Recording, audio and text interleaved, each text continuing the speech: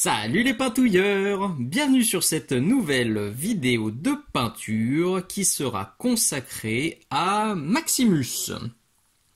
C'est une nouvelle vidéo donc en partenariat avec Légion Distribution, de nouveau sur un Pitou Aristea que je vous ai déjà montré dans une première vidéo sur la peinture de l'armure noire. Et comme promis, aujourd'hui, on va parler de la peinture des zones de vert. Vous voyez, j'ai laissé cette grande zone ici, cette grande zone ici, pour les peintouiller avec vous et pour vous montrer comment procéder pour avoir ce vert bien flashy qui ressortira très bien, je pense, sur les tables de jeu. Alors pour rappel, cette figurine c'est une figurine de jeu, c'est pas une figurine d'expo. Mon objectif c'est de passer 5-6 heures de peinture dessus, pas plus. Alors que mes figurines d'expo, typiquement ça, si vraiment je voulais pousser le niveau pour de l'expo, vu qu'elle est assez balèze, je passerais au moins 50 heures dessus. Là c'est vraiment pas le délire. C'est du tuto rapide et efficace, un petit peu de technique de fourbe pour aller vite et pour avoir un bon tabletop plus en un temps qui, moi, me semble raisonnable. En tout cas, personnellement, 5-6 heures sur un pitou, je trouve que c'est raisonnable. Je sais que c'est beaucoup trop pour certains, c'est pas assez pour d'autres, donc vraiment faites à votre sauce. Voilà, simplement gardez en tête que ce tuto, c'est de la recette un peu rapide, donc évidemment les dégradés seront un peu moins bien chiadés que d'habitude, mais pour moi, en tout cas, personnellement, sur la table de jeu, ça me suffit et ça me botte. Voilà, il n'y a plus qu'à la peinture. Pour commencer, ces plaques d'armure, elles ont été basées avec du Warpstone Glow de chez Citadel, que je vais ombrer avec du Scurvy Green. Aujourd'hui, je fais pas de gros lavis de cochon comme je fais très souvent sur les tutos. Si vous suivez ma chaîne, vous savez que 9 fois sur 10, je fais un gros lavis avec des shades ou avec des lavis tout près. Et après, je retouche avec la couche de base. Ça, c'est un travail qui est un petit peu fastidieux à faire parce que souvent, ça fait des auréoles, même quand on est consciencieux. Et du coup, derrière, il y a un travail de retouche qui demande un petit peu de temps. Donc là, pour pas avoir à faire ce travail de retouche, je vais utiliser une peinture normale, me faire un petit lavis perso et l'appliquer aux bons endroits immédiatement plutôt que de devoir retoucher et corriger les éventuelles boulettes. Bon, je dis pas qu'il n'y aura pas de boulettes, ça arrive aussi, mais en tout cas, sur des surfaces pareilles, j'ai pas très envie de passer 3 heures à tout retoucher si jamais le lavis a un petit peu déconné. Donc, je vais à peine diluer parce que cette peinture, le Scurvy Green, elle est déjà elle est pas très couvrante. Vous voyez, on est là. Hop, je vide le pinceau, je vide le réservoir, je l'applique là en bas. Je l'applique ici. Alors comme dans la première vidéo, je suis désolé, il y aura sûrement des séquences un petit peu floues parce que le pitou est vraiment gros. Et comme je laisse le focus de la caméra en fixe pour pas que ça passe son temps à zoomer, dézoomer, bon, il y aura des petits moments un peu flous. Donc je vais essayer de limiter ça. Mais je sais qu'il y en aura. Je suis désolé par avance. Bon, l'essentiel, c'est de voir le coup de pinceau. Aujourd'hui, il y a le petit sopalin pour que vous voyez bien comment je charge et décharge mon pinceau. Donc ça devrait le faire. Donc vous voyez, j'ai déjà passé un premier voile. Là, j'en passe un second. Je charge mon pitou, j'en mets un max. Je vide mon réservoir. Et avec un voile très fin, je vais en appliquer un tout petit peu plus haut pour soigner mes transitions. Sur le bas, sur la jambière, là, le protège tibia, les formes elles sont vachement plus géométriques, donc je vais être un peu plus bourrin. Vous voyez, ici, cette zone-là qui doit être très sombre, je me pose pas de questions, je suis à peine dilué, et j'y vais, quoi. C'est comme si je rebasais entièrement ces zones-là avec du Scurvy Green, idem pour cette surface-là. Alors je vais quand même pousser un petit peu comme ça sur le haut pour avoir un micro dégradé. Là, je vais pas me poser de questions. Bim. Là, pareil, je pousse un peu vers le haut. Là, je pousse un peu vers le haut. Là, je tire vers le bas. Hop. Et ça fera l'affaire. Vous voyez, là, on a le dégradé qui apparaît déjà très gentiment. Donc, je vais faire ça 2-3 fois jusqu'à avoir des ombres bien profondes comme je veux. Clac. Hop. J'en dégage. Hop. Vous voyez, c'est comme je vous disais, ça couvre assez peu. Donc c'est plutôt pratique pour ce genre de travail parce que ça évite de faire des bêtises. On passe 2-3 filtres, 2-3 glacis et le dégradé se fait tout seul. Si vous avez un peu cacaté, il suffit de reprendre le Warpstone Glow. Donc le Scurvy Green, vous voyez, je l'ai tiré comme ça vers le bas. S'il faut retoucher, vous prenez le Warpstone et vous le poussez comme ça vers le haut. Là, j'ai pas besoin, perso ça s'est bien passé. J'ai fait ça délicatement. Et donc je peux commencer à éclaircir avec du Mood Green. Le Mood Green qui est là. Donc vous le voyez là sur la petite copine d'en face, le Mood Green il va être à peu près sur le tiers supérieur. Et puis la transition elle va être à peu près par ici, juste au-dessus du trou. Donc... là pour le coup ça marque bien, le mood green il déconne pas. Donc je le dilue, je décharge, je tourne le pitou pour essayer d'être pas mal niveau position. Alors la lampe me gêne. Voilà. Alors, je l'applique.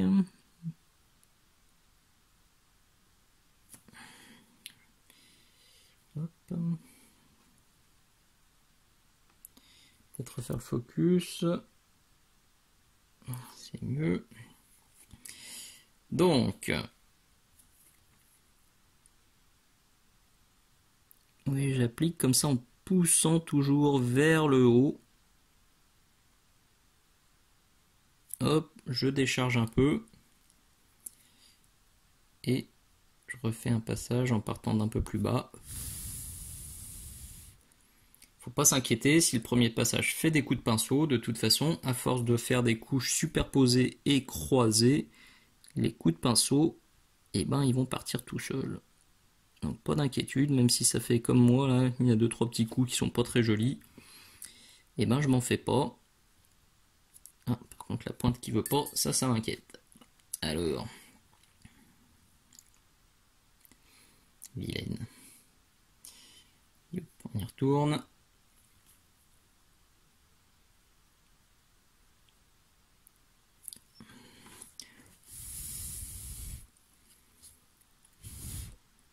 C'est important d'attendre que chaque couche sèche avant d'en repasser. Vous voyez là le dégradé il commence à apparaître tout gentiment. Et je pense que vous voyez aussi arriver les battle damage. Parce que là c'est le but. Maximus c'est le gars qui encaisse dans le jeu. Il est là pour tanker. Il se met sur la zone à conquérir. Et le but du jeu c'est qu'il en bouge plus. Et qu'il vous embête bien. Donc forcément, il a des jetons, parce que tout le monde vient cogner dessus. Donc pour en haut, là, il faudra encore 3-4 passages, je pense. Et pour en bas, ça va être exactement le même principe. Je vais vous montrer ici, par exemple. Je vais appliquer mon Mood Green sur une surface comme ça. Vous voyez, hop, hop, on le voit qui apparaît. J'en dégage un peu. Et là, je peux me permettre de passer un voile très léger, un peu plus bas. Je vais aussi reprendre avec le Mood Green toutes les arêtes. Donc il y a celle-ci, par exemple.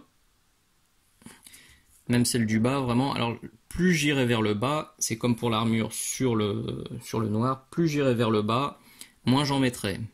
Mais le Mood Green, là, il va vraiment me permettre de redessiner chacune des plaques. Vous voyez, j'y vais très léger, là je reprends juste un petit trait, je commence à tapoter. Hop, là, cette zone-là, elle accroche bien à la lumière zénitale, donc j'y vais, et plus je descends, moins j'en mets. Hop là. Je vais faire ça un peu partout, et puis là il faut encore en remettre. Je vais passer de l'autre côté, je vais même repasser, vous voyez, un tout petit peu ici. Vraiment un tout petit peu. C'est pas très logique hein, si on réfléchit en termes de lumière zénitale, mais sur la table de jeu, ça va redessiner cette plaque d'armure. On verra le haut et le bas, donc c'est vraiment ce que je veux. Donc même si des fois la lumière semble pas forcément très logique, vous pouvez remarquer un peu les arêtes. Alors pas avec la couleur d'éclaircissement la plus violente, sinon vraiment ça fait un peu déconnant. Mais avec cette première couleur d'éclaircissement, je trouve que ça fonctionne bien. Voilà, donc je vais faire encore 2-3 passages et ça devrait le faire. Le dégradé commence à être cool, on commence à avoir pas mal de contraste, donc je vais pousser encore les éclaircissements avec un mélange de mood green et de blanc cassé ou ivoire. Vous le voyez, ce mélange, il est là-bas dans le fond. Hop. Et je vais l'appliquer sur le haut de la cuisse. Hop. Je charge. Alors là aussi, je vais faire des essais. Ça, c'est un mélange qui marque pas mal, donc faut quand même un peu le diluer. Hop. Et faire quelques tests avant de se lâcher. J'en viens encore et je vais mettre un voile comme ça. Ouais, ça va. Ça va. Donc c'est du 50-50 RAS. Donc ça, évidemment, je l'utilisais aussi pour les battle damage. Je vais commencer à taper un peu dans tous les coins. Et puis vous voyez, il y a quand même un peu de taf pour remonter aussi clair. Donc ça, gentiment, je le pousse par là-bas, je dégage. Et je viens lisser ma transition. Si j'ai un coup de pinceau pas très joli, je tourne. Alors, attention, je vais retourner la figurine, ce sera plus pratique. Très souvent quand je peins, c'est vrai que je passe mon temps à tourner la figurine. Je trouve que c'est plus facile de pousser la peinture que de la tirer. Donc, là, il faudrait que je la pousse. Hop, ouais, remarquez, ça dépend un peu des... Ça dépend un peu des situations. Je fais un peu des deux. Faut y aller au feeling en fait. C'est surtout que là, cette grosse zone, elle m'embête un peu. Je veux pas mettre de coups de pinceau dessus, donc j'aurais tendance à retourner un peu le pitou et pour que le pinceau se dégage un peu et pour être moins embêté. Hop là. Hop là. Et ça commence là aussi à apparaître gentiment.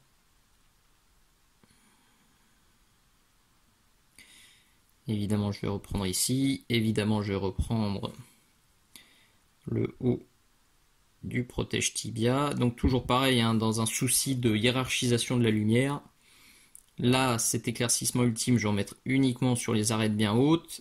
Ici, sur une zone un peu plus large. Et ici, ce mélange, il m'a servi à baser carrément cette plaque-là, qui est ensuite rééclaircie. Vous voyez, le but du jeu, c'est d'avoir quelque chose de plus en plus clair au fur et à mesure qu'on monte sur le pitou. Donc là, je vous remets un petit coup pour la route. Dans ce sens-là, je décharge. Dans l'autre sens pour limiter les coups de pinceau. Et on commence à être pas mal. Je vais reprendre ici. Hop là, un petit trait. C'est cadeau, c'est pour moi. Un autre là-bas. Tac. Et puis il n'y a plus que ça. Je vais faire ça encore une fois ou deux. Ça devrait suffire. Pour finir, je pense que vous avez facilement deviné que j'allais utiliser du off-white. Donc le fameux blanc cassé que je mets absolument de partout. Ça c'est vraiment un indispensable sur votre atelier. Très très très très utile. Moi je l'utilise quasiment pour tout. Hein. J'utilise le blanc uniquement pour les non métalliques. Pour tout le reste c'est du blanc cassé ou de l'ivoire. C'est moins crayeux. Je trouve que ça fait des éclaircissements plus naturels. Donc à avoir d'urgence. Donc là, je vais venir tapoter sur les arêtes qui chopent bien la lumière.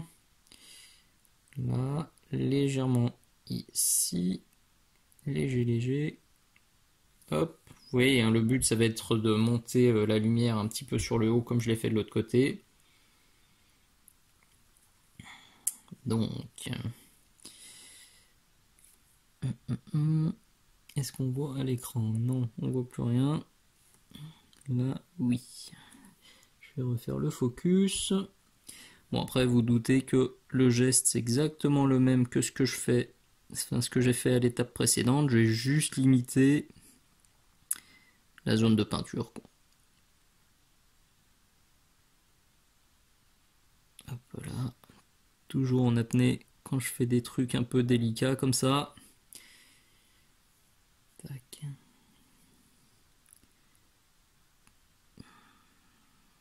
Hop. Et puis évidemment, les petits traits qui vont bien, les petits battle damage, les petits points. Je pense que vous avez un peu l'habitude maintenant, si vous suivez ma chaîne. Alors, là, encore un peu.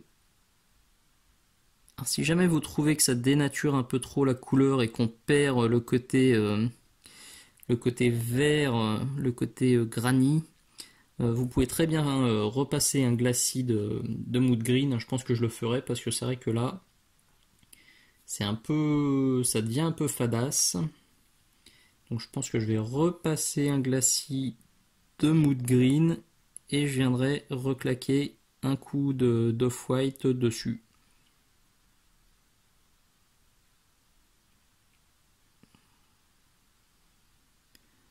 Voilà. On peut mettre encore un petit jeton comme ça, hop, etc., etc. Donc voilà, je vais reprendre ça tranquillement. Et puis cette fois, ce sera la fin. Et nous voilà au bout de ce nouveau tuto. Alors évidemment, hein, comme je vous le disais, je pourrais encore passer des heures à lisser encore les dégradés, mais si je fais ça, je sais très bien que je jouerai jamais. Parce que c'est aussi un de mes gros défauts, quand une figurine est vraiment trop jolie, j'ose pas la toucher et j'ose pas jouer avec, donc elle finit en vitrine et elle en sort jamais. Donc je me force un petit peu à moins travailler, à moins pousser que d'habitude pour avoir un peu moins de scrupules. Si jamais je venais à mettre mes gros doigts grassouillés plein de chips sur le pitou, ou si le copain qui est en face venait à toucher la figurine avec ses doigts pleins de fraises Tagada. Bon, évidemment, si quelqu'un fait ça, je le fume.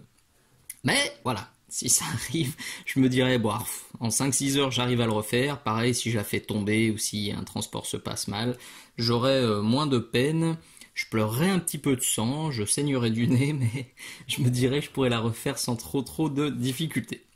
Voilà, tout ça pour dire qu'on est sur du tabletop tout à fait honorable. En tout cas, moi, ça me convient. Et j'espère que vous aussi, ça vous conviendra. Et une fois de plus, ça vous donnera envie de vous pencher sur Aristeia, sur ces pitous qui sont vraiment très sympas. Et ou de tester cette recette d'armure bien flashouille sur vos propres pitous, quel que soit le jeu. Voilà, une fois de plus, un grand merci à Légion Distribution pour cette figurine. Et merci à vous d'avoir regardé cette nouvelle vidéo. Si elle vous a plu, n'hésitez surtout pas, un petit pouce vers le haut, un petit commentaire, un petit message sympa, un encouragement. Ça fait toujours bien plaisir. Un petit partage sur les réseaux sociaux ou sur les forums, c'est topissime. Je vous dis à très bientôt. Ciao ciao.